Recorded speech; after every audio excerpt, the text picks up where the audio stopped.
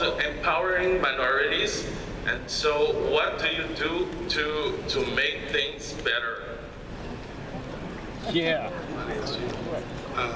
Who's that question for? Well, if you're asking me, am I in favor of empowering minorities? Absolutely. I think, you know, the world is changing. It's very slow. It's very slow, and it doesn't change the way we want it. You know, there is a justice in the world. It just doesn't come when we want it. It comes slowly.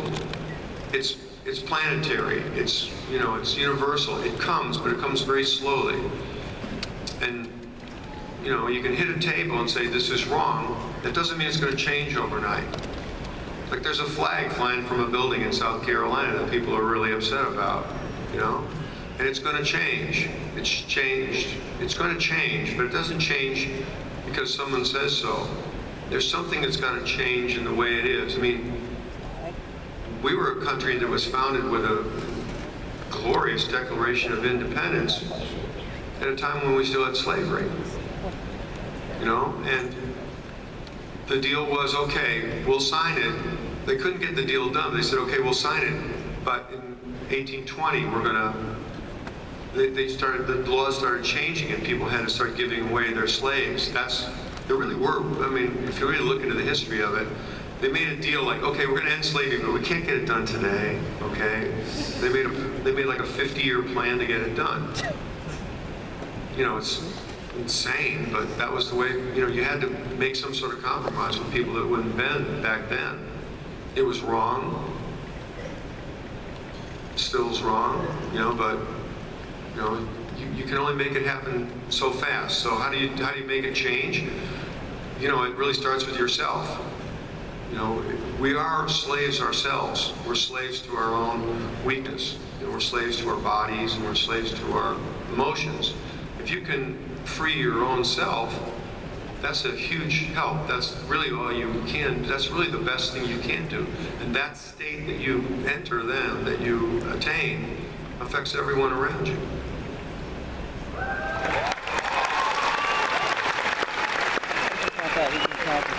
That was just a dumb question to ask. But wow.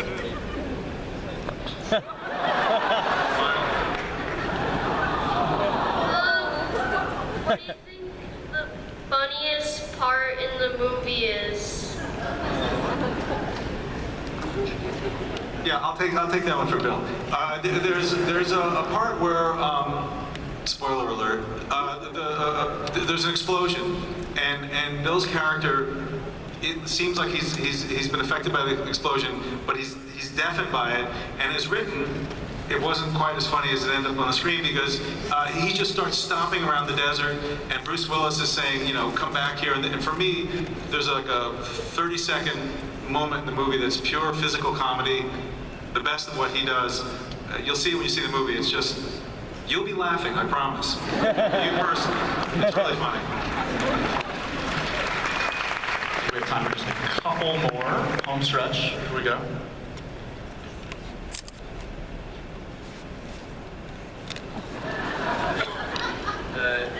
Hey, Bill Murray. I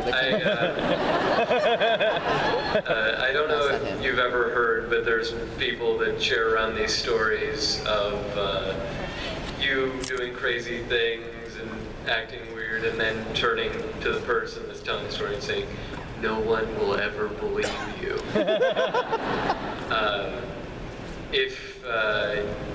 I was curious if any of those stories have any validity to them, and if not, like, if you have heard of them, is there one that really is like you've heard and you're like, wow, that's pretty crazy?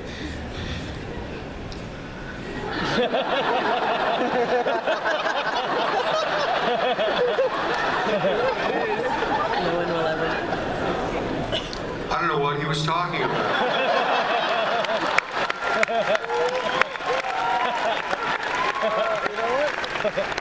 Worth it. It sounds like fun though, doesn't it? I can attest to one. My wife is here who starred in Roadhouse with Patrick Swayze. Kelly Lynch is here. And I can attest to one of those stories, which is for about, it felt like 20 or 30 years, but for about 5 or 6 years, anytime Roadhouse was on, and I mean, it was on TNT every 15 minutes, it seemed. So it would be 4 in the morning. He actually once called me from Russia at a wedding to say, "Your wife is banging Patrick Swayze." And then there was a moment where all his brothers were calling me at weird hours to do the same voice.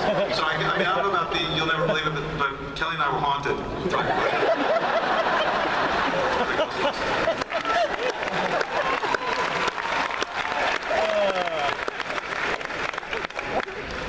Hello. Hey, Bill. I'm Josh, and this is my daughter, Annika. So, this is baby's first legend she's witnessing on stage right now, so thanks for being here. My question is, being surrounded by all these nerds, the greatest group gathering of them in the world, really, every year.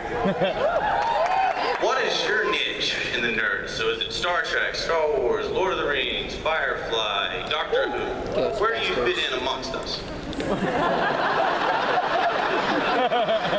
That's a great question. That really is a good question.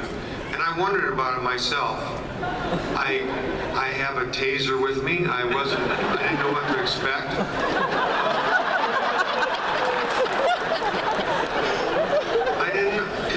I honestly didn't know what my place was before I came. I didn't know. I've been nearby and seen just sort of like television kind of coverage of what's happening, but I must say it feels wonderful to be in this room.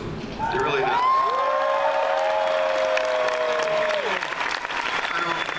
I have a lot of dress-up outfits at home that I would surprise you with. I'm not going to tell you. I really would surprise you. But I feel like I feel comfortable in this room, and that there's I don't know what it is. I don't know if it's passion or, I like when people get excited about something, there's a lot of people that just don't get excited about much at all. They only get excited about food or something, or TV or something. But the fact that you all are excited about something in particular, and really just the forms, the fantastic forms, the creative forms, that's pretty cool. It's nerdy, but it's some of the best parties I've ever been to were with really insane nerds. Like crazy. Like, I was at a party once at the Skywalker Ranch up there. And you talk about nerds.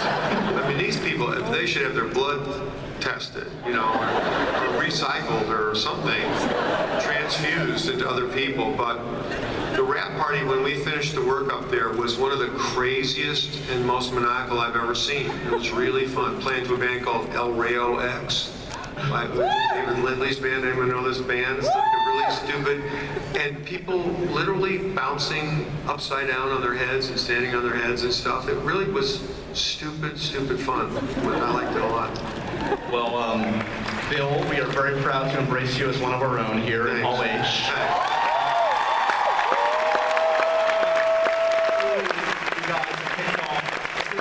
First big annual Comic-Con, Hall H has been kicked off in great style. Please give it up one more time, making his first Comic-Con appearance.